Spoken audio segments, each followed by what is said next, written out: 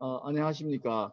2021년 1월 키리 산학 세미나를 시작하도록 하겠습니다. 금년에 바뀐 게 지금 저희들이 하이브리드 방식으로 온라인과 오프라인을 같이 하고 있습니다. 그래서 지금 온라인에 계신 참여자께서는 혹시 중간에 소리나 화면이 좀 이상하시거나 하면 그 채팅창에 채팅을 좀 해주시면 저희 전문 담당자가 오늘 계셔서 오늘 통제를 좀 해주실 겁니다. 오늘은 뭐 지금 코로나 상황이기 때문에 대부분 마스크를 쓰고 바로 하도록 이렇게 진행을 하겠습니다. 오늘 발제는 금융감독원의 이창욱 국장님께서 해주시는데요. 오늘 저희 세미나 주제 제목은 새로운 환경 변화에 대응하는 보험계리사의 역할에서 발표를 해주시고 이어서 저희들이 토론을 듣도록 하겠습니다. 더 이상 소개는 여기까지만 하고요. 바로 마이크를 이창욱 국장님에게 옮겨서 발제를 듣도록 하겠습니다. 네. 안녕하세요. 예, 금감원의 이창욱 국장입니다. 발표를 드릴 주제는 새로운 환경 변화에 대응하는 계리사의 어떤 역할에 대해서 지금 말씀을 드리겠습니다. 이 발표 드릴 순서는 먼저 현재 우리 보험 산업의 어떤 위험 요인에 대해서 간략히 살펴보고, 그다음에 계리 산업의 환경 변화, 그리고 계리 산업의 현재 주소, 계리사의 발전적 역할 순으로 말씀을 드리겠습니다. 먼저 이 이야기를 하기 전에 제가 이 주제를 가지고 좀 검토를 하게 된 어떤 배경이라 할까요? 그걸 먼저 말씀을 조금 드리자면요. 우선 계리사회의 또 요청도 있었지만은 지금까지 제가 이제 금융 감독 업무를 하면서 사실 여러 가지 우리 감독의 목적 중에서 시장의 안정적인 어떤 발전 또는 소비자 보호 또는 어떤 여러 가지 각종 불건전한 부분에 대한 어떤 모집 질서 확립이라는 이런 여러 가지 어떤 목적 하에서 많이 해왔는데요.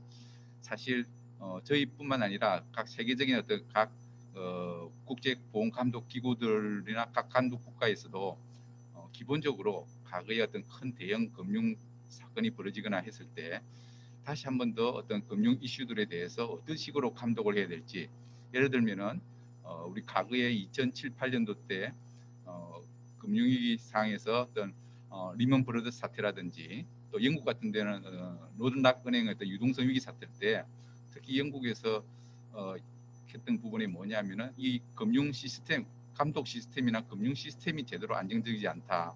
그래서 이런 부분들에 대해서 다시 한번 체계를 바로잡자. 그런 차원에서 건전성 감독과 영업회의 감독 또는 재무 건전성을 강조하는 어떤 건전성 위주의 어떤 감독 기구 설립과 소비자 보호와 불안전 판매를 갖다가 강조하는 영업행위 감독 기구로 분리하는 부분이라든지 그런 논의가 좀 많이 있어 왔습니다.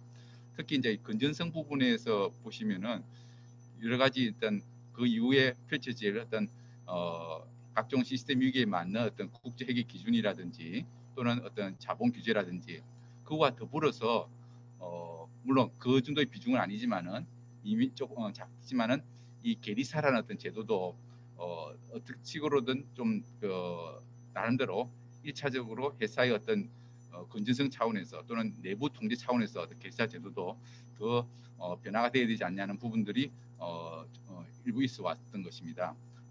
저희 나라만 하더라도 이 계리사 제도라든지 또는 예를 들면 감사위원회 제도라든지 또는 사회이사 제도라든지 또는 준법감신 제도라든지 그런 부분들이 2003년경에 해서 다 그런 일환으로서 도입된 것인데요.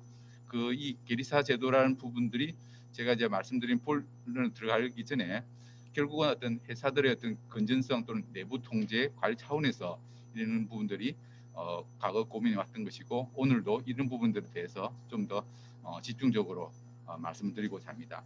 자, 본론 이제 들어가겠습니다. 첫 번째, 보험 산업의 위험 요인이 보시면은 통상 우리가 보험 산업에 특히 일반적으로 우리가 저성장이니 저금리니 또는 고령화에 따른 장순위 또는 평판인 리스크라도 여러 가지 이야기하는데요. 여기서는 이제 보험 계리 또는 상품과 관련돼서 한 4가지 위험 요인을 갖다가 살펴봤습니다. 먼저 이제 저금리 부분은 계속 지금 지속적으로 되다 보니까 금리 리스크가 계속 커지는 부분이 있고, 특히 이제 앞으로 2023년 IFRS 7 도입될 때는 보험사의 어떤 부채의 추가 적립 부담이 크게 증가된다는 것이고요. 두 번째로 리스크로 볼 수는 고령화에 따른 장수 리스크.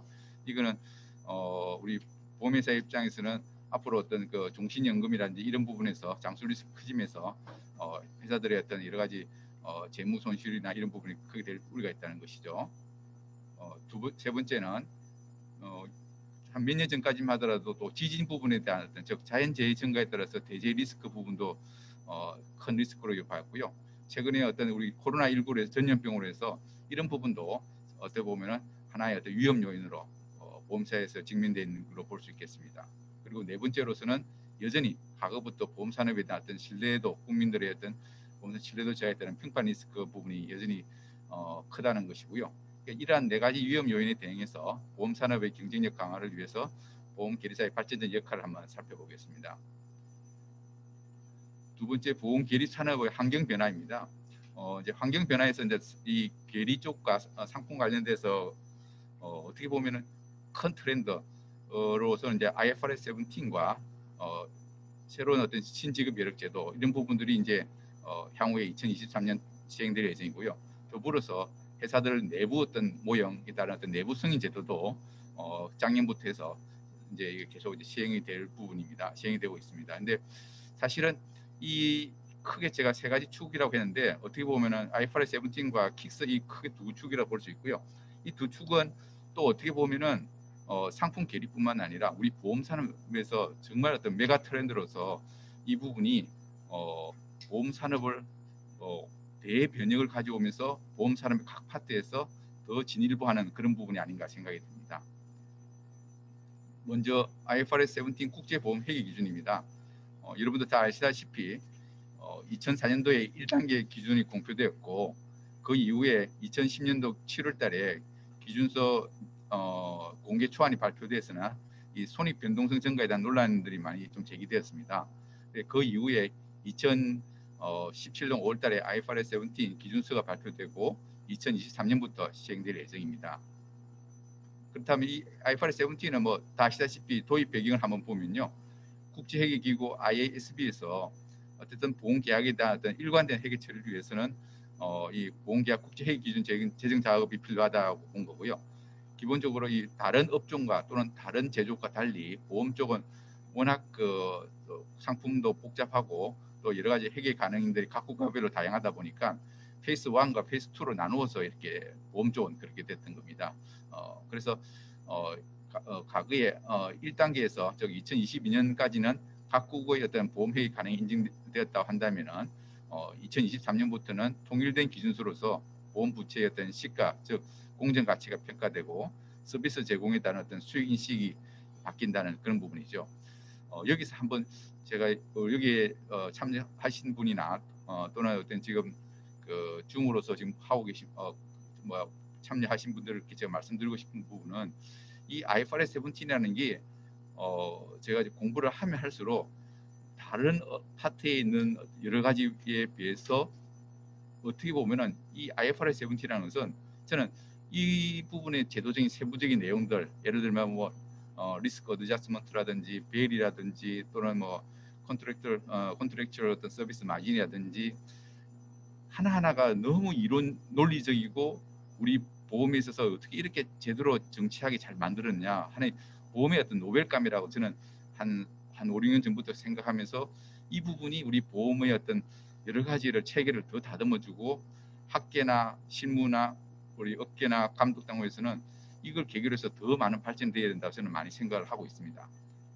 시간상 그다음에 하나만 더 IFRS 17은 제가 2015년부터 각종 CEO 어떤 모임이라든지 또는 업계 세미나 했을 때도요.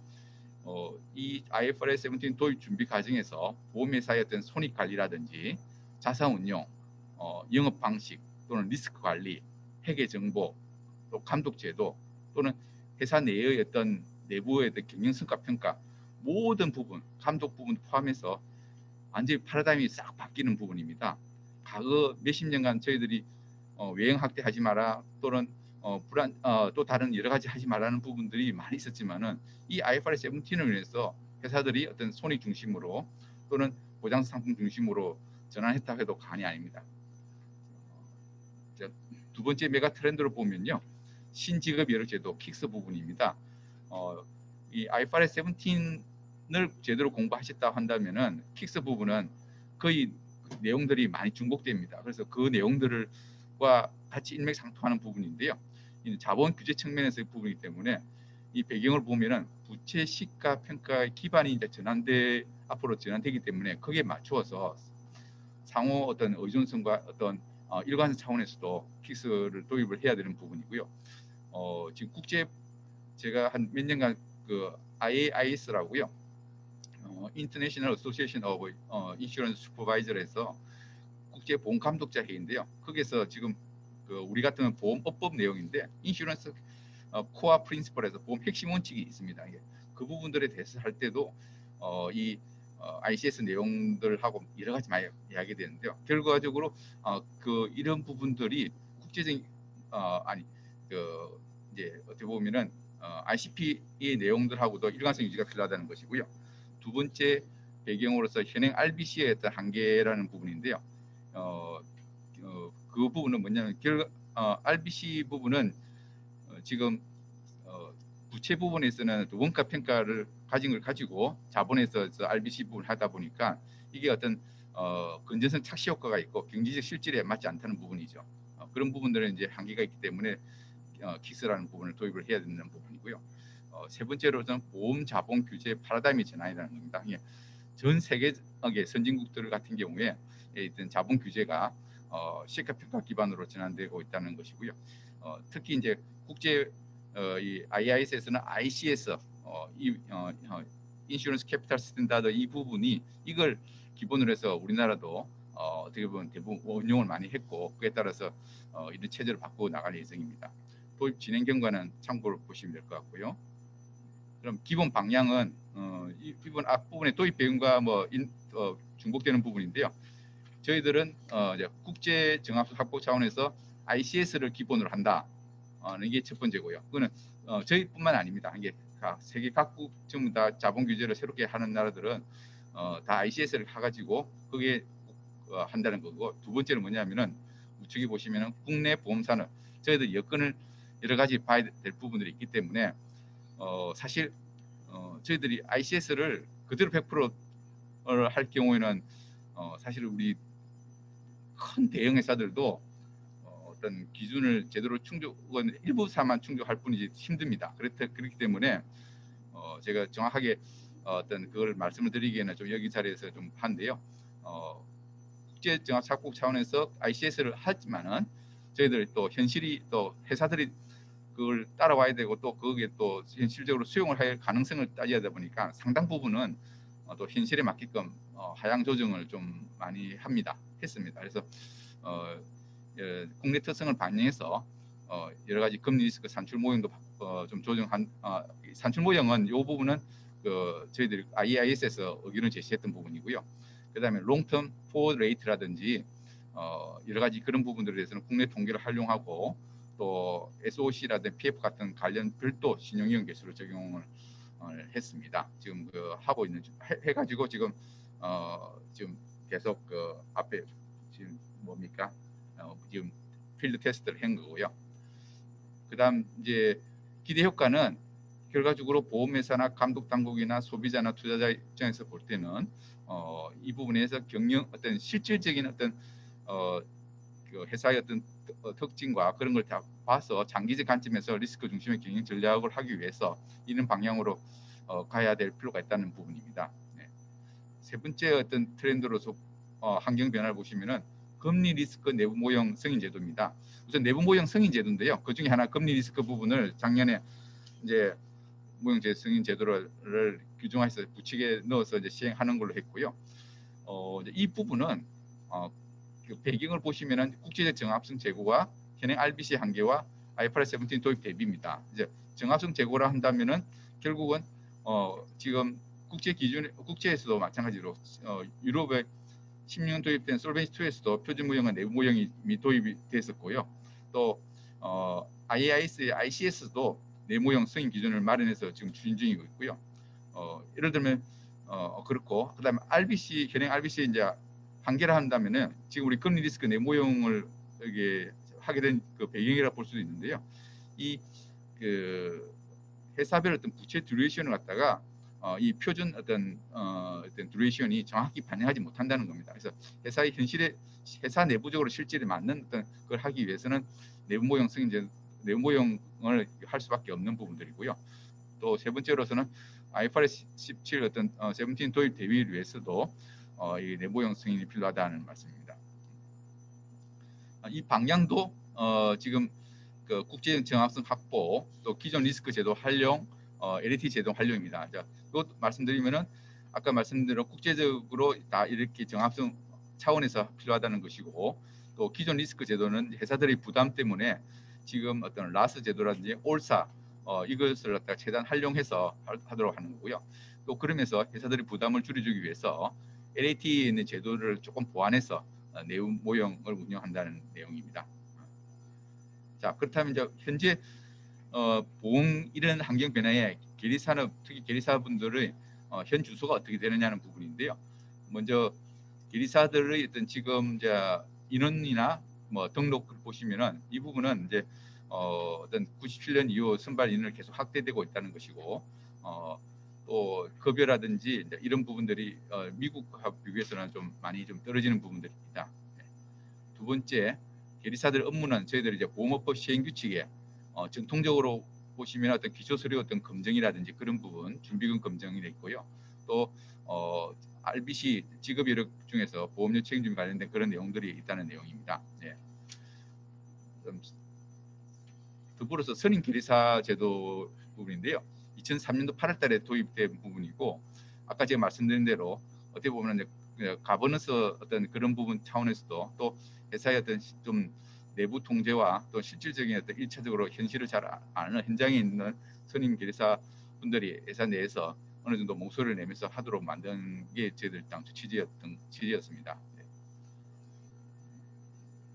현황이고, 다음 페이지를 볼까요? 그럼 선임 계리사들 업무가 뭐냐? 업무는 이제 아까 계리사들 업무들과 더불어서 좀 더 전체 총괄하는 부분인데요. 기본적으로는 전통적인 업무인 어떤 기초 서류라든지 또는 배당금 계산권을 확인하는 부분들이고요. 또 이런 부분들을 검증해서 이사회나 감사위원회나 또는 금감원 원장님께 제출하는 부분이 있고, 정기적으로 점검해서 나중에 법령 문제 위반 사항이 있으면 금융위에 어떤 보고한다든지 그런 부분들이 있습니다. 자, 문제점을 한번 보시면요. 우선 첫 번째는 글로벌 경쟁력을 갖춘 계리사가 부족하다는 겁니다. 예. 2010년 이후에 이제 선발 인원이 확대해가지고 했는데 20, 30대 비중이 전체 한 80%를 차지하고 있고요. 그렇다 보니까 이제 10년 이상의 어떤 경력을 가진 선진 계리제도 지식을 보유한 전문가는 부족한 인식이고, 또 이 현행 시험 제도는 어떤 선발 자체에 중점하다 보니까 실무에 좀 취약한 부분이 있고요. 특히 더 문제는 지금 보수 교육이 아예 계리사회를 통해서는 어떤 자발적으로 하는 부분이 있긴 있지만은 이 교육이 어떤 좀 강제나 의무화가 없다 보니까 어떤 제도적 전문성 강화 부분에서는 아주 미약하다는 부분들입니다. 반면에 어떤 설계사라든지 대리점이나 중개사에 대한 정기 보수 교육은 지금 의무화되어 있습니다. 이 사회적 인식의 부분에서는 아까 제가 말씀대로 연봉이나 이런 부분들이 타 업종, 즉 공인회계사나 변호사들에 비해서는 크게 미치지 못하고 있고요. 반면에 미국에서는 장인 같은 경우에 한 11번째, 재장인 같은 경우에는 제 기억에 2번째인가요? 그렇게 아주 좋은 직업으로 이렇게 선정이 된 바가 있습니다. 두 번째, 보험 계리사들의 영역이 여전히 협소하다는 부분인데요. 물론 이게 지금 이제 점점 더 확대되고는 있습니다만은 여전히 이제 그 계리사들은 업무 영역이 어떤 규정상의 어떤 보험 가격 산출이라든지 준비금 평가나 잉여금 배분이라든지 이런 부분들이 좀 많이 좀 한정이 되어 있고요. 또 기획이나 다른 파트에서는 계리사 활용이 좀 높지 않다는 그런 부분들이 있습니다. 그리고 또 이 원인이 어떻게 보면은 감독 규정이 명시된 업무 위주로 수행이 되어 있어 그렇다. 또는 어떤 보험료 결정 시 보험 상품에 포함된 리스크 등을 다양하게 분석하는 과정이 좀 제대로 안 갖춰져 있거나 또는 리스크 업무 활동이 좀 또 저조하다는 그런 부분인데요. 반면에 이제 미국이라든지 EU라든지 호주라든지 캐나다라든지 이런 데서는 물론 그쪽도 어떻게 보면 이 전통적 업무들이 그동안에 많이 강조되어 왔는데요. 최근에 한 지금 2016년이랄까요? 솔벤시 2가 시행되고 그 이후에 어떤 이제 지금 이제 새로운 직업 여력 제도라든지 또는 이 IFRS 17에 대비해서 좀 그 영역이 좀 더 아니죠. 그런 역할과 또 영역을 이제 좀 재무 분석이라든지 또는 다른 어떤 연금을 포함한 여러 가지 부분에 있어서 그 각 국가들의 어떤 역할이 할 계리사들 역할이 더 확대되고 있다는 겁니다. 자, 그다음에 보험계리사 영역 협소 아까 말씀하신 좀 중복되는 부분인데요. 국내 활동 영역은 보험회사에 집중되어 있다. 전체 보험계리사 한 65% 정도가 보험회사에 집중되어 있고 그 외에 컨설팅 법인이라든지 공제기관, 유관기관 분포되어 있다는 거고 퇴직연금 제도 도입에 따라서 은행이나 증권사에서 조금 확대되어 있는 부분이고요. 학계 및 기타 지역군에 일부 활동되어 있다는 거고요. 해외에서 보시면은 미국과 호주 사례를 지금 제가 봤는데 이거는 지금 그 계리사에서 조사했던 자료를 가지고 제가 인용을 했습니다. 그래서 생보, 손보뿐만 아니라 좀 다양하게 좀 활동을 좀 하고 있다는 내용들이고요. 특히 해외 보험 계리사는 은행이라든지 금융회사, 자산 투자나 관리, 리스크 관리, 비금융업, 컨설팅 법인에서도 좀 다양하게 활동하고 있다는 것을 말씀드립니다. 그럼 특히 이제 제한된 소통 능력입니다. 타 부서와의 어떤 소통, 이 부분이 이제 어떻게 보면 다른 부서와 소통이 너무 좀 단절돼 있거나 아니면 좀 아주 그렇게 원활하지 않다는 거고요. 경영진과 특히 의사소통도 미흡하지 않나 하는 부분입니다. 자, 참고로 이 호주 선임 계리사 제도를 한번 보시면은 이 참 재미있는 거 저희와 참 비슷합니다. 결국은 여러 국가들도 여전히 문제점들이 많이 그대로인데요. 호주의 건전성 감독 기관 아프라에서는 선임 계리사들이 너무 잦은 이직이 너무 잦다. 그리고 회사 내 직급이 너무 낮다. 그다음에 적임자가 많지 않다. 권한도 제한돼 있다. 그리고 어떤 리포팅하거나 어떤 성과도 너무 좀 질이 낮다는 부분이 있고요. 또 선임 계리사 자체들 보험회사에서 의견 제시하는 거는 선임 계리사들을 갖다 경영에서 너무 제외시킨다. 또 너무 일이 많다. 그리고 역할 부분에 있어서 그냥 단순 기술자로만 생각한다. 그리고 한 사람이 맡기에는 너무 지나친 업무가 많다. 그 다음에는 또는 위임 권한이라든지 각종 업무 분장이 제대로 안 돼 있다. 이런 부분들이 있잖아요. 저희들이 참 이 부분이 좀 시사하는 바가 커서 저도 발전 방안에 이 부분을 많이 좀 강조를 좀 했습니다. 자, 그렇다면 이제 결론 부분 발전적 역할을 크게 제가 4가지로 봤는데요. 그 하기 전에 기본 방향으로서는 요거는 이제 호주 딜로이트에서 제가 좀 인용을 했는데요. 거기서는 선임 계리사의 새로운 역할로서 이렇게 했는데 저는 선임 계리사뿐만 아니라 우리 한국의 보험 계리사의 새로운 역할로서 보면은 기존의 어떤 스튜어드 어떻게 보면은 그냥 적립금이라든지 이런 안정적으로 관리하는 또는 분석하고 해석하는 이게에서 머물 것이 아니라 향후에는 캐럴리스트 즉 조직의 변화를 촉진시키면서 또 각종 여러 가지 환경 변화에 맞는 어떤 계리적 기능과 여러 가지 환경 변화를 흡수하면서 그런 시스템을 효율적으로 관리하는 오퍼레이터와 더불어서 종국적으로는 스트레이티지스트 즉 계리적 마인드로서 경영 의사결정에 영향을 좀 많은 영향을 줄 수 있는 그런 쪽으로서 계리사들이 새로운 어떤 역할이 되어야 되지 않냐는 겁니다. 자, 그래서 크게 4가지로 봤는데요. 역할 강화 방안으로서는 전통적인 어떤 상품 개발이나 준비형 검증 외에 이제 새로운 어떤 제도에 대비해서 재무 분석이라든지 유형 관리라든지 빅데이터 분석이라든지 이런 새로운 역할 확대를 위해서 전문성 강화와 리더십과 소통 능력 강화와 이상 제고에도 주력해야 되지 않냐. 특히 이 영국의 그 계리사회에서 계리협회에서 재무 분석, 유형 관리, 빅데이터 분석 이런 부분들에 대한 계리사들 역할 또는 미래 전망 이런 걸 강조를 많이 하고 있더라고요. 그래서 그런 부분을 좀 따왔습니다. 그래서 첫 번째는 계리사의 역할로서 역할 재정립인데 전통적인 어떤 검증 분석뿐만 아니라 종합 경영 리스크 관리 전문가로 전환돼야 된다. 그래서 재무 기획 파트라든지 자산 운용, 위험 인수, 영업 지원, 경영 관리에서도 이 어떤 물론 수학이나 어떤 미시적인 부분도 필요하지만은 리스크 관리를 어떻게 보면은 제일 전문가로서 할 수 있는 부분들이 어떻게 보면 계리사들이 더 많이 할 수 있는 부분이 많지 않겠느냐. 지금 AAE라고요. Actuarial Association of Europe에서 유럽 그 계리사회에서 여러 가지 다양한 보고서를 많이 제출하고 있는데요. 그 중에서도 보면은 앞으로 이 계리사들이 경영 리스크 관리 전문가로서 이런 부분들에서 많이 강조를 하고 있습니다. 네.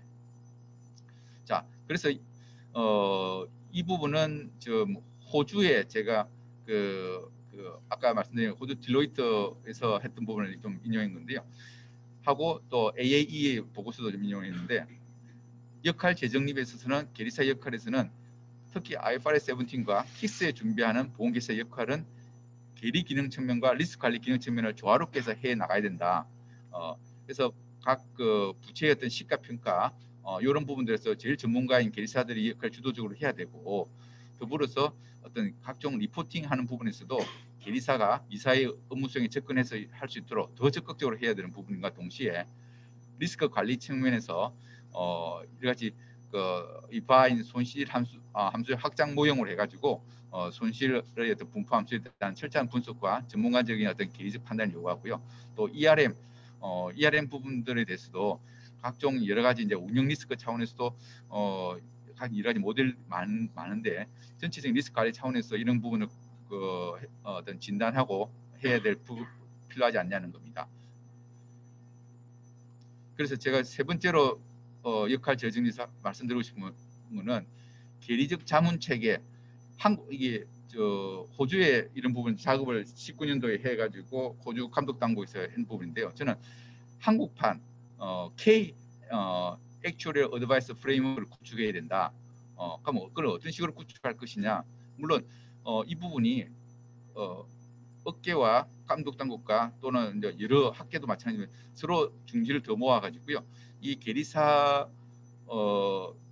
들의 어떤 역할에 대해서 더 좀 명확한 정의를 영역에 대해서 범위에 대해서 정의와 그리고 또 여러 가지 어떤 역할 분담 유인 규정이라든지 그런 내용들도 하고 또 이해 상충 부분도 관리 방안도 만들어주고 그렇게 해서 또 법적으로 좀 보장해 줄 수 있는 것도 해주고 이렇게 좀 해 나가야 되지 않냐. 그래서 계리적 자문 체계를 좀 구축할 필요가 있다는 것이고요. 오른쪽 파트에는 호주의 어떤 이슈로서 부분 언급이 되어 있습니다. 자, 다음에는 이제 두 번째는 전문성 강화가 필요하다. 그럼 전문성 강화로서 제가 몇 가지를 언급했는데요. 리스크 관리 능력을 이제 제고를 시켜야 된다는 겁니다. IFRS 17 도입에 대비해서는 이제 보험 계약의 어떤 현금 흐름 산출 능력을 더 제고시켜야 되는 것이고, 킥스 도입과 관련해서는 충격 시나리오 방식으로서 각종 리스크 등 산출하는 부분에 대한 어떤 그런 부분에 더 숙지를 하셔야 되고, 내부 모형 관련해서 각 리스크, 지금 사실 은행 같은 경우는 지금 시행을 하고 있는데요. 시장 리스크, 신용 리스크, 운영 리스크 중에서 하나 이상 해가지고 지금 시행을 하고 있는데, 그걸 참고로 해서 저희들도 이렇게 앞으로 계속 확대 운영해야 되지 않나 생각이 듭니다. 두 번째 이제 전문성 강화 차원에서는 4차 산업혁명 IT 기술 역량 강화인데요. 결국은 좀 욕심이지만은 또 이런 4차 산업의 여러 가지 IT 기술을 접목을 시켜서 어떤 상품 개발이라든지 언더라이팅 다양한 분야에 접목해서 업무 효율성 제고가 필요하지 않냐는 부분에서 하나 언급을 했고요.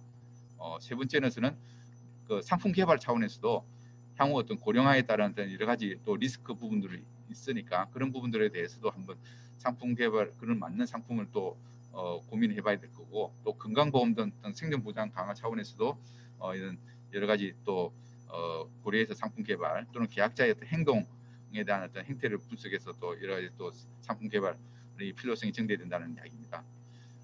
네 번째 한번 보시면은 이제 이 부분은 사실 계리사회가 좀 많이 고민을 많이 하는 부분들인데요.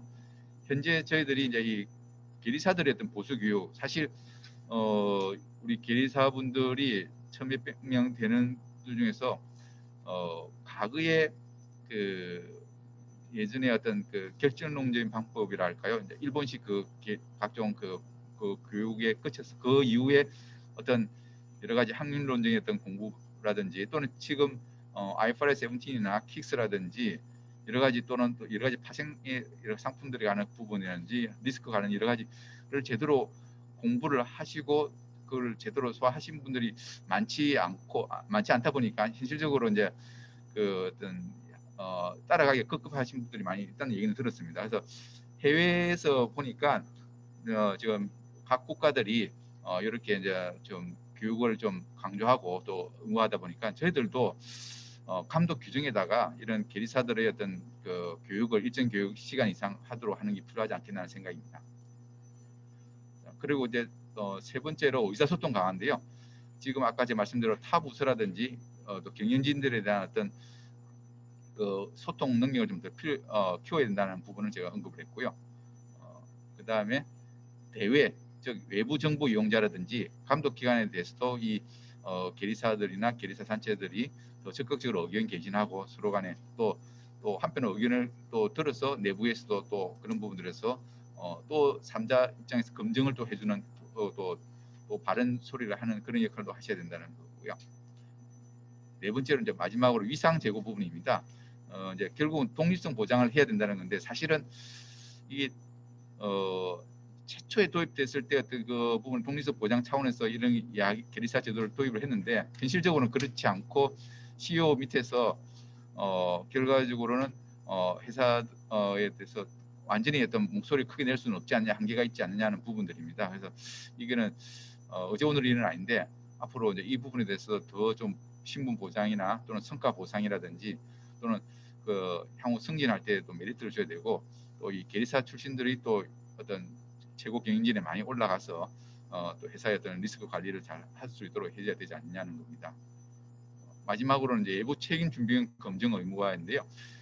사실 이거는 당초 처음 저희들이 했던 의도는 뭐냐면은 내부에서 어떤 검증도 중요하지만은 한 번 더 외부의 어떤 계리법인을 통해서 검증을 시켜서 필요하다.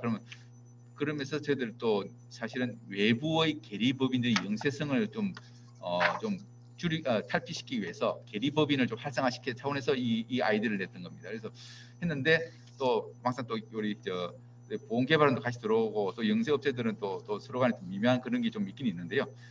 금년부터 아무튼 이제 의무화돼서 이 외부 계리법인들의 이제 검증을 통해서 계리사들도 거기에 계리사들 참여를 하니까 계리 수요도 많고 또 계리사들 역할도 더 커지지 않겠나 생각입니다. 이상 저희 발표를 마치겠습니다. 예, 이창호 국장님 대단히 감사합니다. 그냥 뭐 보험 계리사의 단순한 역할뿐만 아니라 지금 현재 보험 산업이 직면하고 있는 다양한 리스크에 관련되어서도 사실은 정리해 주셔서 지금 온라인으로 참석하신 분들이 좀 자료를 좀 받아보고 싶다 그런 게 있었습니다. 그래서 저희들이 자료를 참석하신 분들에게 끝나고 나면 뭐 이렇게 조금 배부할 수 있도록 이상호 국장님 이 자료 배부해도 괜찮은 거죠? 예, 부탁드리고요. 오늘 토론은 이 제도가 중요해서 좀 세 분이 오셨습니다.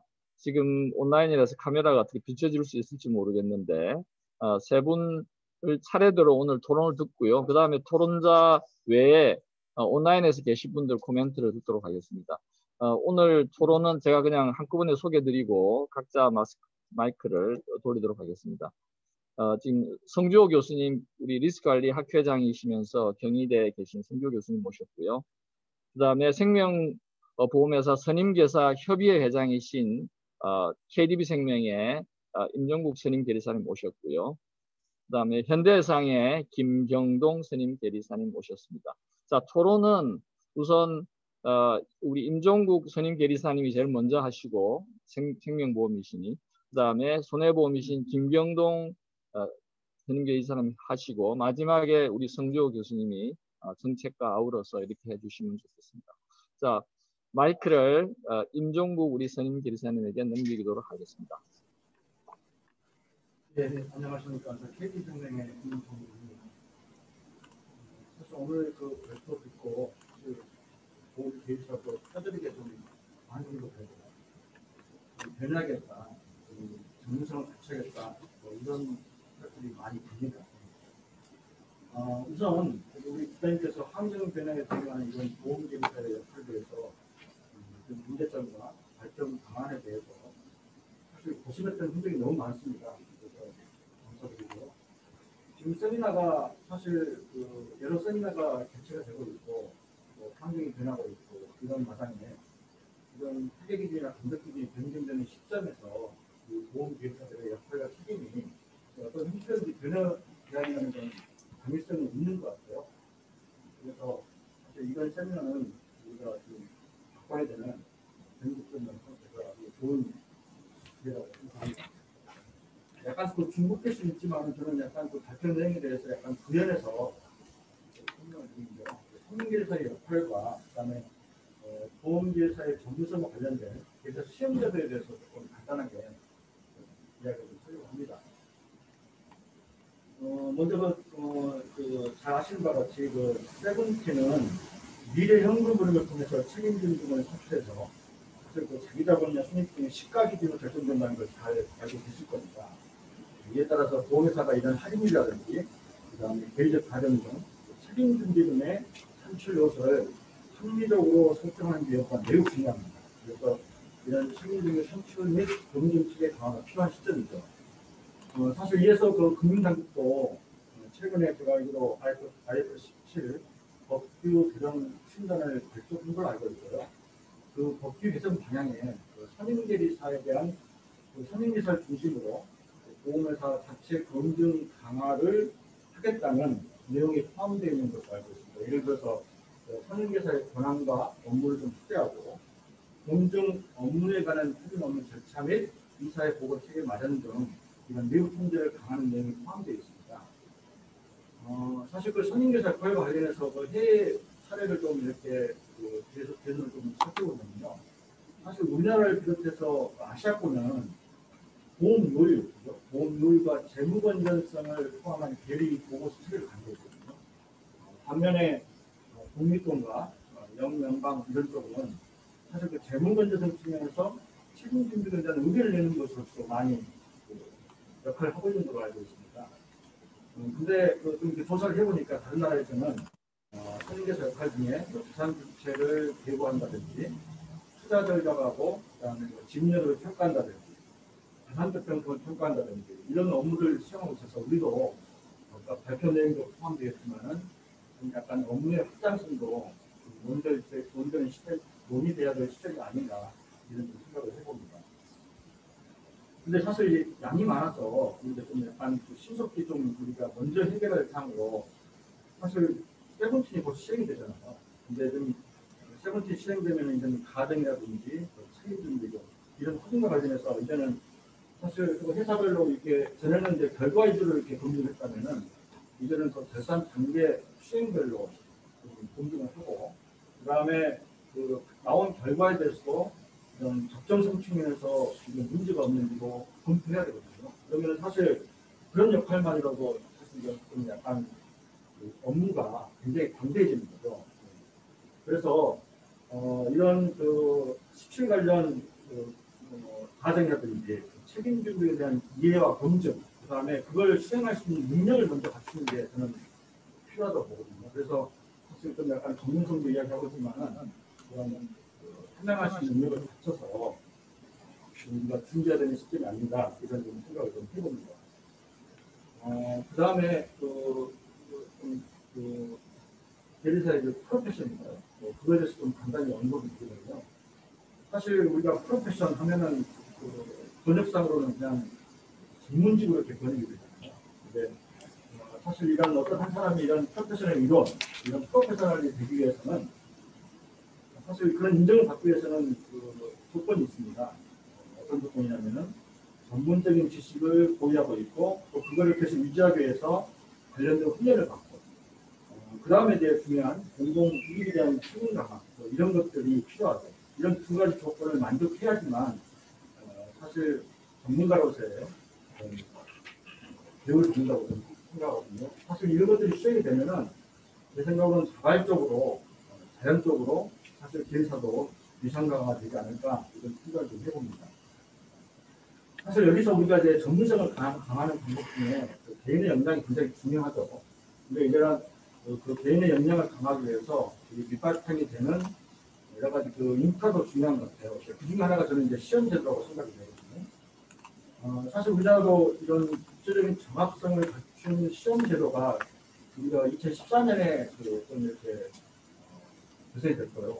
또 2018년에 한번 개정이 된 바가 있는데 최근에 또 약간 최근에 그 시대 이름을 좀 반영하다 보면은 약간 미흡한 부분이 있는 것 같아요. 그래서 몇 가지 약간 이런 부분이 좀 개선됐으면 하는 의견을 좀 말씀을 좀 드리도록 하겠습니다. 사실 그 미국 외국 같은 경우에는 우리 보면 SA나 그 뭐죠? CS 이런 기타 시험 제도가 제가 느끼기에는 그 단순한 시험이라고만 생각되지 않거든요. 이런 계리사를 육성하는 과정 이런 과정이라고 딱 생각이 돼요.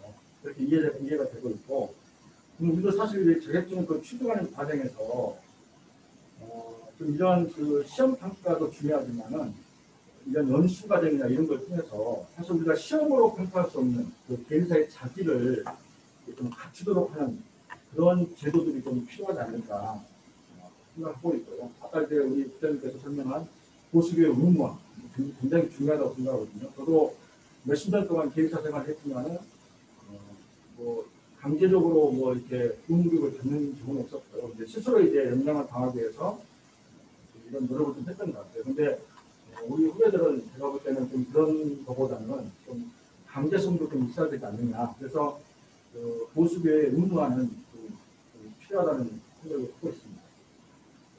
그리고 최근에 보시면 이제 보험 상품이 좀 다양화되고 있고, 그 다음에 국제적인 도입 이런 거에 의해서 국제적인 장학생에 대한 요구가 좀 사실 좀 뒷받치고 있고, 그 다음에 이제 아까 뭐 4차 산업도 얘기했지만은 인슈어텍트에 의한 데이터 분석 능력이 굉장히 중요했거든요. 그래서 사실 우리가 그 평가 과목 중에 금융수학이라든지, 금융공학을 하고 있지만은 금융수학이라든지 데이터 분석 뭐 이런 것들을 예측할 수 있는 이런 과목들도 평가해서 그런 과제를 갖출 수 있게끔 도움을 줬으면 어떠냐 이런 생각을 해봅니다. 마지막으로 저는 이제 그 생명보험에 근무하고 있지만은 생명보험과 손해보험의 일반보험의 경차보험 보면은 사실 굉장히 많이 다르거든요. 여기들은 전문성이 다르죠. 근데 사실 우리 그 보험계리사는 이게 선발 과정에서 구분이 안 돼 있다 보니까 그냥 같이 뽑아서 같이 이제 하다 보니까 제도된 그 업무 수행을 못하는 과정을 쓸 수 있습니다. 그래서 이런 선발도 약간 이제 구분해서 해야 되지 않을까 이런 생각을 해봅니다. 사실 제가 우리 국장님 설명을 듣고 아까도 말씀드렸지만 좀 많이 반성하는 계기가 됐고요.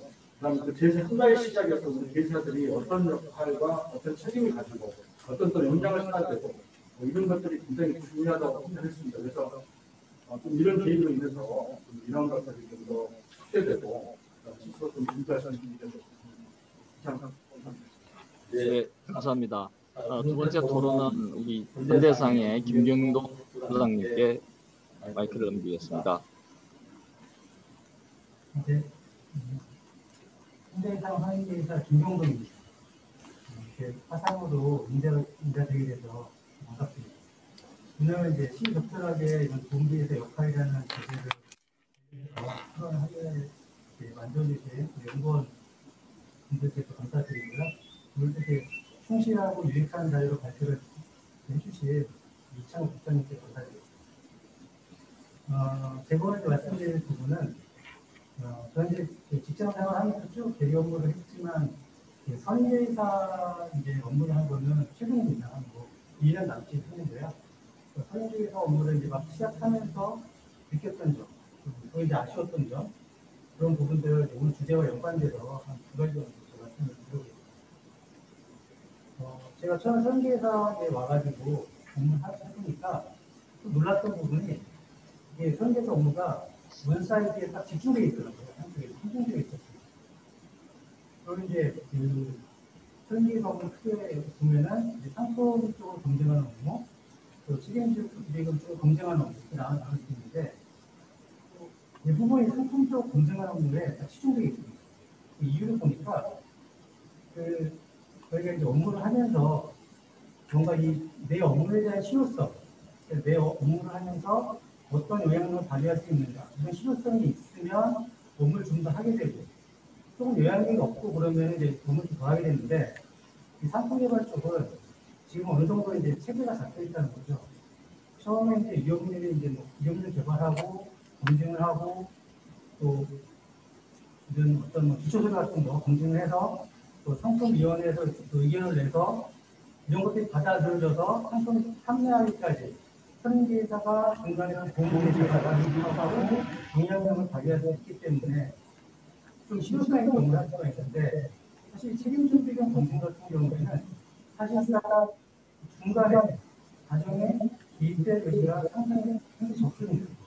사실상 산출 결과를 확인하고 사후적으로 어떤 결과를 보고하는 이 정도. 현재 이런 이유가 현재 준비금이 원가법 준비금이기 때문에 사실상 그런 것도 있습니다. 원가법 준비금이 이제 판단 요소가 아무래도 적기 때문에 그렇게만 하더라도 이제 뭐 문제없이 지금까지 진행될 수 있었는데 지금 이제 IFRS 17 준비금 시가평가 준비금 체제 아래에서는 굉장히 많이 받게 된다 생각합니다. 이 17에서는 각 단계별로 처음에 기소프트웨어의 상품 정보를 반영하는 모델링 장 이런 부분을 공시한다든지 아니면 과정을 검토한다든지 그 이후에 현금 흐름을 검토한다든지 그 현금 흐름 나와서 또 끝나는 게 아니고 그 이후에 또 재무제표에 반영하기 위해서 각 항목별로 산출 결과를 확인하고 공시한다든지 이렇게 각 단계가 복잡하게 있고 그 단계마다 판단에서 개입됩니다. 그렇기 때문에 현재처럼 이렇게 유선기의 역할이 제한되다 보면 앞으로 17의 시행기준의 적정성 확보하는데 문제가 있을 거다라고 생각을 하고 있고요. 그 17의 시행을 잘하기 위해서는 이 계리 쪽, 책임준비 공증은 계리 쪽이라고 제가 말씀드리고 있는데요. 이 계리 쪽의 거버넌스 체계를 잘 구축해야 됩니다. 근데 또 회사 스스로도 할 수가 하기 힘든 부분이기 때문에 뭐 정책당국이나 공공당국에서 그런 부분들을 잘 지원해 주시면 도움이 될 것 같다 이렇게 말씀을 드리고 싶습니다.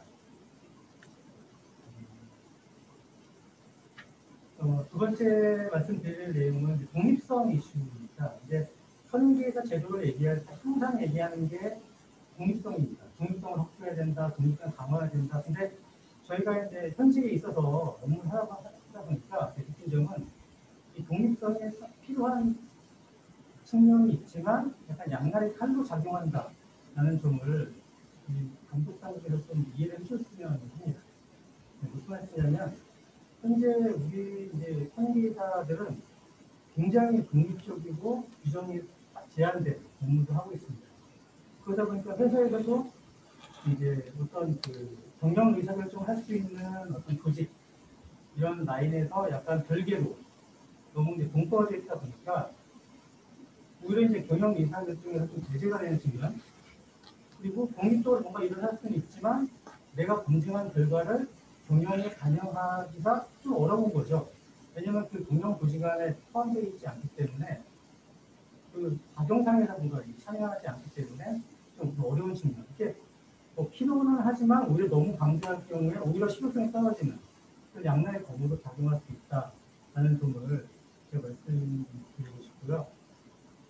그래서 그 해외 이제 뭐 규정 같은 거 해외 국가들의 선계사는 그 규정, 독립성 관련 규정들을 보면 이제 이해상충 업무를 제한하는 내용이 나옵니다. 또 생각을 해보면 제가 흔히 말하는 상품 개발 같은 경우에는 상품 개발이라는 마케팅적인 요소가 많기 때문에 선계사가 추구하는 어떤 재무건전성 같거나 또는 뭐 계약자고 같은 목적과 이해상충이 될 수 있습니다. 그런 부분들은 이제 이해상충 업무고 정직을 제한해서 한다든지 독립성 확보한다든지 그런 의미가 있는데 다른 업무 같은 경우에는 사실상 좀 많이 애매하거든요. 예를 들면 대리 업무, 책임준비금 관련 업무 같은 경우에는 책임준비금을 산출하는 사람이나 선계사나 이게 이해상충된다고 보기는 어렵거든요. 서로 다 책임준비금을 보수적으로 재무 건전성 측면에서 정확하게 또 산출하려고 하는 공동분을 가지고 있기 때문에 이게 선임기에다가 규정이 명시돼 이걸 검증한다 저걸 검증한다 이 업무의 모든 업무가 다 이해상충되고 다 독립적이어야 되고 이런 부분은 조금 이제 유연하지 못한 게 아닐까 이런 생각을 했고요. 그래서 좀 어떤 경직 같은 걸 제안을 하더라도 약간 이해상충 문제를 방지할 수 있는 관리 방안을 확보가 된다면 어느 정도 유연하게 그런 부분들을 적용해야 되지 않을까 이런 생각을 해봤습니다. 그리고 이제 하나 더 말씀드리면 관련해서 이제 미국이나 영국 같은 경우 보면은 칩액츄얼 제도가 이것도 있습니다. 칩액츄얼이가 있고 칩액츄얼은 거의 이제 뭐 CFO나 이렇게 그 금융 작업의 어떤 그 보이지 이런 게 있고요. 그 아래에 이제 뭐그 어플리케이션 액츄얼이 있어서 어플리케이션 액츄얼이 칩액츄얼이 있기 때문에 그 어떤 비중이 정해진 사항을 확인하고 그 정부상을 보고하는 그런 역할을 하고 있는데요. 저희는 이제 칩액츄얼 제도가 아니다 보니까 저희 선행계획사 제도, 선행계획사는 규정이나 뭐 이런 업무는 마치 이제 그 어플리케이션 액츄얼처럼 상당히 제한적인데 반하여 저희 권한은 근데 저희한테 요구하는 거는 약간 거의 칩액츄얼처럼 뭔가 교양 전반에 개개인이 자문할 수 있도록 하도록 요구를 받고 있고요. 약간 그 요구하는 것과 저희가 사실상 실제할 수 있는 것의 어떤 차이가 좀 존재하고 있다. 좀 제도적인 좀 차이가 있는 것 같고요. 그런 부분도 좀 이해를 네, 감사합니다. 마지막으로 성주 경희대 교수님의 코멘트 듣겠습니다. 일단 이 슬라이드 거의 한 30몇 페이지나 내용이 갖고 있는 내용은 오랜 기간 동안 계리사회가 만들어지고 우리들이 이제 발전해가는 과정에 있었던 대부분의 현안적인 이슈와 미래에 대한 어떤 비전 이런 걸 다 포함하고 있습니다. 그래서 아마 이창호 국장님이 여러 이제 뒤에 레퍼런스 있지만 여러 가지를 많이 한다습니다. 내부적으로 계리사회라든지 금융감독 내부에서 여러 가지 현안적인 이슈라든지 어떤 외국의 어떤 모범 기술이라든지 이런 내용은 거의 총망라하고 있어서 마치 작은 어떤 소백과사는 아니겠느냐 이런 느낌을 가졌습니다. 그리고 김성욱하고 김경동 선임기사님께서 또 보충 설명을 해주셨기 때문에 현안 이슈라든지 그다음에 어떻게 요구사항 이런 것들은 다 망라됐다고 보이고요. 제가 조금 이제 캐는 정도 수준에서만 간단히 말씀드립니다. 우선은 지금 시험 제도는 계리사 시험 제도 역사상으로는 아마 가장 좀 합격을 좀 수월하게 하는 그 정도 수준으로 되어 있습니다. 실제적으로.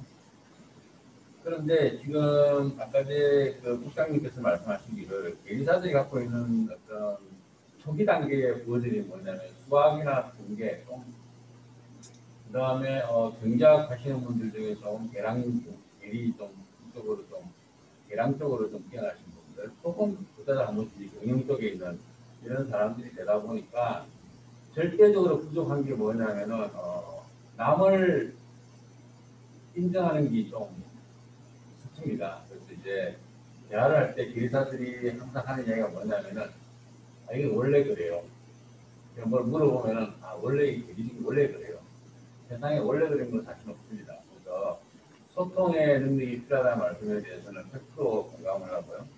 그래서 대부분의 미국 뭐 SOA라든지 영국의 뭐 패컬티 앤 인스티튜트 엑셀이 같은 그 시험 제도를 보면은 마지막 단계에는 그 어떤 주제를 주고 프레젠테이션을 하고 그걸 갖다가 그 있는 사람들에게 충분히 설득시키면 아니라 커뮤니케이션 스킬이 있고 커뮤니케이션 스킬이라고 그러는데 소통 능력이라는데 그런 시험을 통해서 공부가 가지고 있는 조금 답답함을 갖다가 좀 더 보완하는 그런 어떤 시험을 3차 시험에서 요구를 하고 있습니다. 근데 우리는 모든 시험 자체가 다들 이제 밥만 마시면은 막 그 사람의 가지고 있는 인격이라든지 그 사람이 가지고 있는 언어적인 습관, 심지어 외국 같은 경우에는 이 랭귀지 프로그램까지도 다 체크하고 이런 그런 게 없어요. 이 약간 지위가 내려다 보니까 이제 아마 우리가 CEO라든지 심지어 CFO를 갖다 배출한 경우도 국내 순수 쪽에서는 없습니다. 옛날에 매트라이프 같은 경우에 이제 계리사 SOA 주식인데 SOA가 이제 계시는 분이 이제 CEO를 한 경우는 있습니다만 국내 어떤 토종이라고 하시는 분 중에는 그런 중요한 위치를 하시면서 하신 분이 제 기억에는 거의 없습니다. 그다음에 시험 제도는 그렇습니다. 그리고 그다음에 이제 최근에 이제 플랫폼 비즈니스 같은 게 많이 있고 이제 P2P 상호 구조 보험이라든지 그냥 P2P 상호 구조 보험은 옛날로 얘기하면은 그냥 데모라고 생각하시면 됩니다. 또 이렇게 얘기를 하는데 아니고 이제 원론대로 돌아가는 것이죠. 그냥 관리만 해주고 그 리스크 속에 있는 것만 관리만 해주고 사후적으로 정산해서 다시 또 뿌려주고 이렇게 아주 원초적인 어떤 예술의 역할 그런 역할이 좀 더 강화되는데 우리가 보험을 좀 하다 보면은 항상 그 미유, 그 평균, 시그마, 뭐 편집증하고 리스크라고 이야기하고 correlation, low 한 3팩터가 가지고 있으면서 대수의 우수를 설명하고 그래 얘기하면서 얘기를 합니다. 근데 보통 그렇게 얘기하면 세상에 있는 모든 금융은 다 이 3팩터에서 모든 게 이해가 되는데 앞으로의 세계는 시그마하고 콜레이션 상관계수는 점점 희석될 거거든요. 왜냐하면 이제는 우리가 콜렉티브하게 리스크를 풀링하는 그런 시대에서 이제는 플랫폼 비즈니스 자기가 알아서 가상했더라 뭐 온디맨드 뭐 인슈런스라든지 이러면 이제 인디비주얼 리스크 매니지먼트가 강조가 되면 인디비주얼은 뭐냐 그러면은 그 리스크는 자기가 따기 때문에 보험사는 더 이상 시그마와 이제 콜레이션이 중요하잖아요.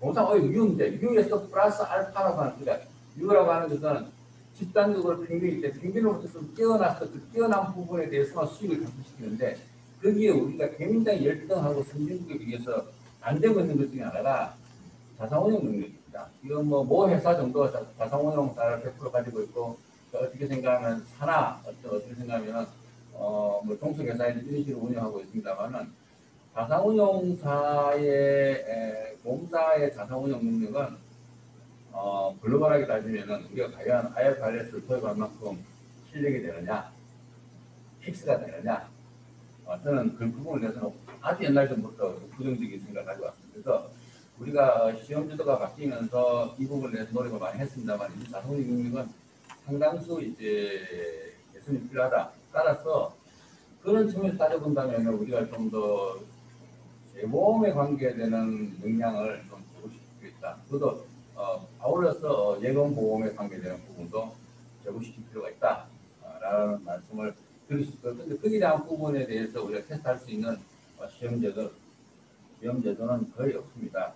그런데 앞으로 이 세계는 좀 더 시험제도에 대한 이런 부분, 좀 전에 뭐임 선생님께서 말씀하셨습니다만은 빅데이터 핸들링이라든지 또 빅데이터 핸들링 그 속에서 사실은 우리가 취할 수 있는 이제 또 다른 어떤 성과가 있다고 저는 판단합니다. 그래서 모든 제도는 스마트해야 되고요.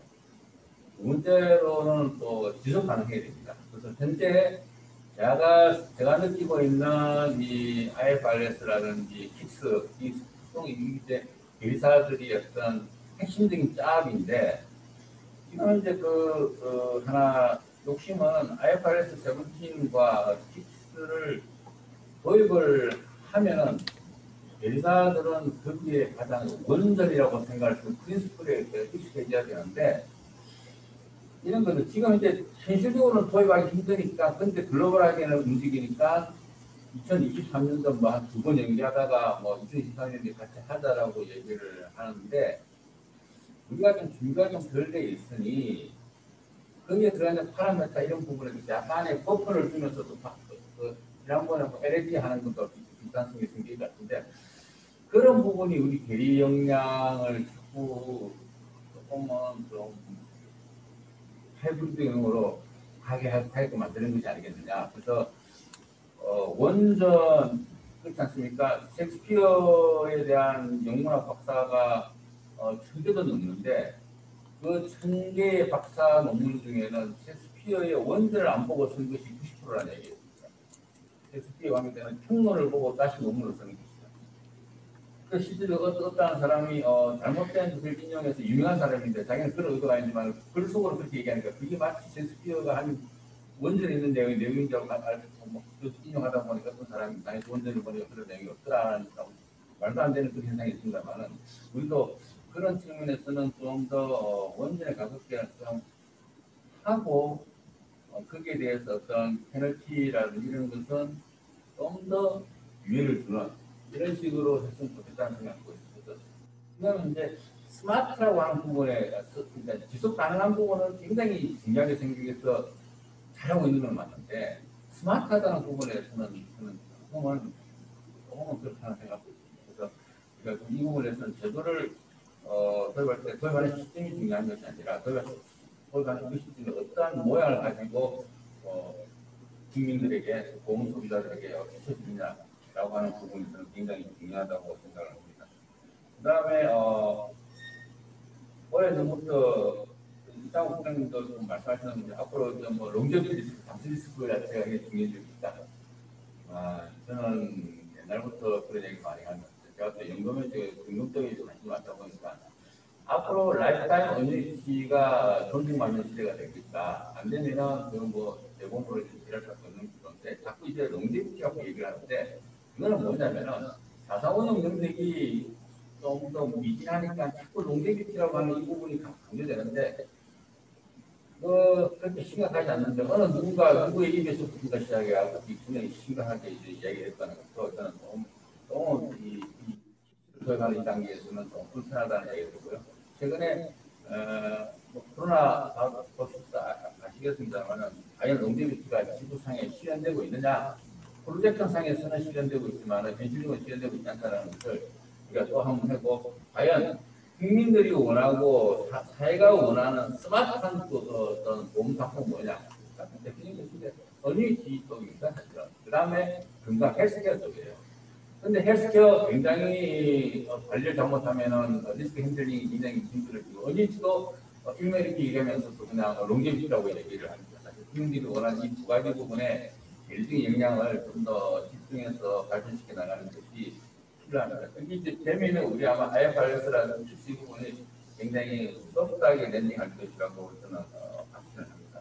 그 나머지에 말씀하신 여러 가지 내용들에 대해서는 저도 전적으로 공감을 합니다. 하고 향후 이런 능력 중에 특히 자산운용 능력을 우리 대리 쪽에 계시는 분들은 지금보다 훨씬 더 제고를 시켜야 된다. 그런 쪽에 공부도 많이 해야 되고 영향도 많이 해야 된다. 그렇게 하면 아마 액추어리얼 펌들이 회계펌이나 이런 펌보다는 훨씬 더 발전이 될 것이다. 라는 생각을 갖게 됩니다. 네, 감사합니다. 예, 세 분 토론 아주 잘 들었고요. 혹시 지금 온라인에서 하시고 싶은 말씀이 있으시면 그 마이크를 사용해서 말씀을 한번 해보시죠. 그러면 지금 여기 연구원 이 산학센터 세미나장에서 저희가 들을 수가 있습니다. 그래서 일단 짧게 자기소개하시고 바로 말씀을 해 주실 분 있으면 의견을 말씀해 주시기 바랍니다. 온라인에 계신 분들. 예, 몇 가지만 좀 말씀드리고 싶은 게 있어서요.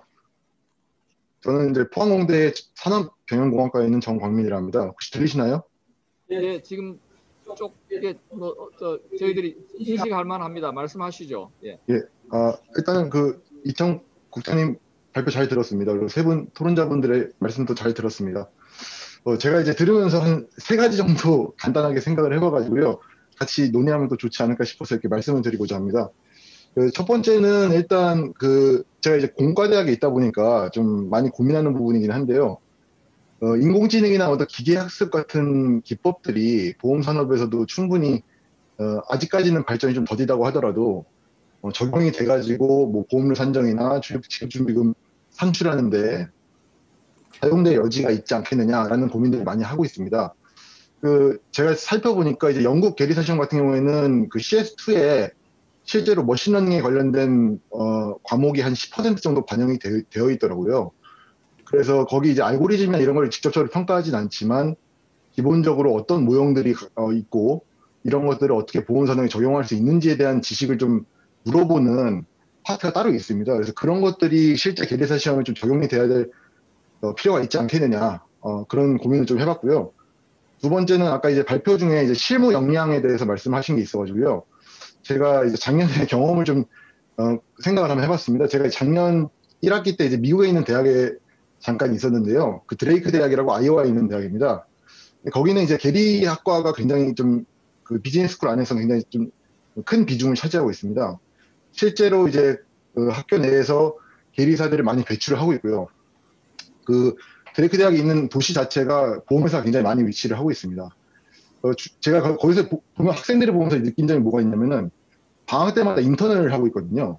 방학 때마다 서로 다른 회사에서 인턴을 하면서 실제로 이제 모형도 같이 이제 참여를 해서 만들어보고 데이터도 같이 이제 좀 굴려보고 그런 실무적인 역량을 졸업하기 전에 다 쌓아놓고 진출을 하더라고요. 그래서 졸업 그 취업 비율도 굉장히 높고요. 그 주변 보험회사들은 무조건 이제 그 학교 출신 계리사들을 계리과 출신들을 이제 뽑아가려고 노력을 많이 합니다. 그런 것들이 실제 시험에서도 좀 플러스로 이제 적용을 해가지고 실무 역량을 가지고 있는 사람들에게 좀 뭐 이점을 준다든지 아니면 그런 대학 차원의 지원을 해가지고 그런 연결고리를 좀 만들어준다든지 이런 고민들이 좀 필요하지 않겠냐라는 생각을 좀 해보고요. 마지막 세 번째는 이제 대리사 입장에서도 좀 사회적 변화에 좀 민감하게 반응해야 되는 거 아닌가. 실제 우리가 지금 직면하고 있는 상황 자체가 새로운 리스크들이 많이 출현을 하고 있고 그런 것들에 대해서 직접적으로 계리사들이 좀 고민을 하고 어떤 것들이 더 앞으로 위험한 요소들인지 기존 리스크에는 어떤 영향이 있을 것인지 또 실제로 보험 중개인들의 역할이 좀 줄어들고 고객들이 실제 온라인 통해 가지고 보험 상품을 많이 구매를 하면서 계리사와 고객 간의 간격이 굉장히 줄어들었다고 저는 생각을 하는데 그런 측면에서는 계리사가 좀 더 그런 사회적 역량을 갖춰야 되는 게 아닌가 그런 거에 대한 평가가 어떤 식으로든 좀 이루어지는 게 필요하지 않을까라는 생각을 좀 해봤습니다. 예, 감사합니다.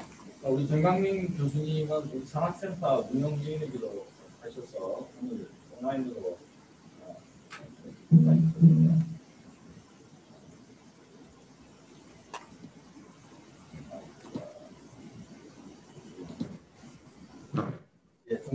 정강민 교수님은 산학센터 위원이기도 하셔서 오늘 특별히 참석해 주셨고요. 지금 뭐 시간 정도로 혹시 한 분 정도 온라인에서 더 하시고 싶은 말씀 있으신 분은 바로 말씀해 주시고 짧게 해주시면 됩니다. 그 이후에 이창국 국장님 전체적인 리스폰스는 그다음 받도록 하겠습니다. 예, 제 목소리 혹시 들리십니까? 예, 들립니다. 네, 보험연구원의 장철 연구원이라고 합니다. 국장님이랑 토론자분들 이제 굉장히 넓은 범위로 유익하게 정보 전달해 주셔서 감사드리고요. 저희도 이제 제 경험에 바탕해서 이제 조금 더 말씀을 드리면, 제가 이제 박사학위를 했던 카스 같은 경우에는서도 이제 보수 교육, 그 CPD 교육들을 오픈을 합니다. 제가 생각하기에 이제 CPD 교육이 필요한 거는 명확한데, 이제 그 교육의 풀이 다양하고 충분히 커야지 계리사들이 충분히 선택해서 원하는 정보들을 캐치할 수 있기 때문에 저희 같은 연구원이나 대학이나 업계에서 이런 교육에 대한 풀을 만드는데 계리협회라든가 이렇게 중심에 서서 그 풀을 충분히 구축하는데 좀 역량을 좀 두어야 될 것 같고요. 그리고 둘째로는 이제 계리사들의 이제 업무 확장하는 측면에서 제가 봤을 때는 계리 시험에 파이낸스나 인베스트먼트에 대한 부분이 조금 들어갔다곤 하지만 여전히 국제적으로 봤을 때 따라가는 스피드가 예를 들어서 카스 같은 경우에는 정광민 교수님이 말씀하셨듯이 이제 영국 계리 시험에 머신러닝 파트가 들어가면서 이미 다 대학에서 R을 사용해서 실습을 하고 프랙티스를 하고 시험을 통과해야지 그 서티피켓이 나옵니다. 그래서 이미 그런 월드 스탠다드로 가려면은 제가 생각할 때는 빨리 시험이랑 대학에서 그것들을 빨리 구축을 해서 그게 표준화돼 갖고 그걸 꼭 할 수 있게 이 시험 체계라든가 이제 자격 체계가 갖춰져야 될 거라고 생각을 하고요. 그리고 마지막 세 번째로는 영국 계리사에서 역시 한동안 계리사의 역할에 대해서 고민을 굉장히 많이 했습니다. 특히 데이터 사이언티스트와 영역이 겹치면서 계리사들의 강점을 가지고 그들과 싸워야 될 게 무엇인가에 대해서 굉장히 고민을 많이 했었고요. 그리고 계리사 협회 내지 계리사가 커뮤니케이션 목적으로 사회에 임팩을 만들려면 어떻게 해야 될까라는 고민을 하다가 보건계리사에서 액추어리얼 리서치 센터라는 곳에서 굉장히 대규모로 많은 리서치 프로젝트를 한 번에 뿌렸습니다.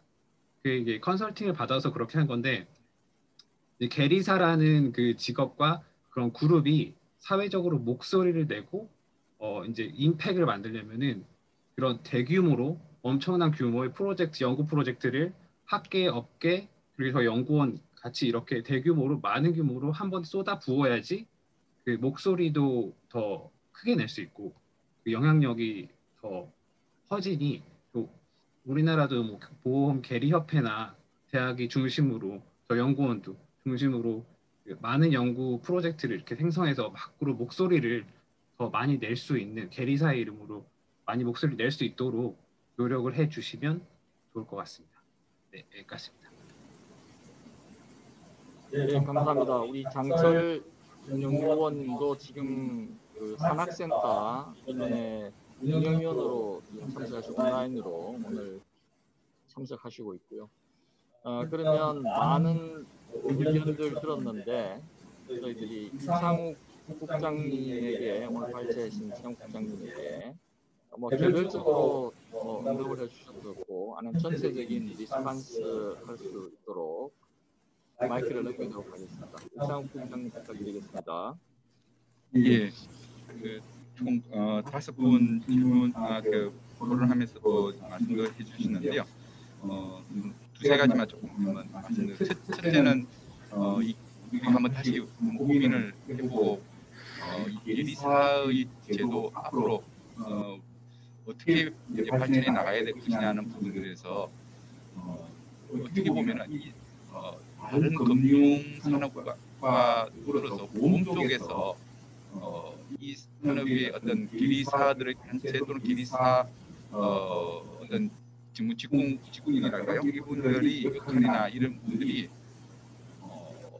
지금 다른 보험 내에 있는 다른 집단들에 비해서는 이 맨파워가 셉니다.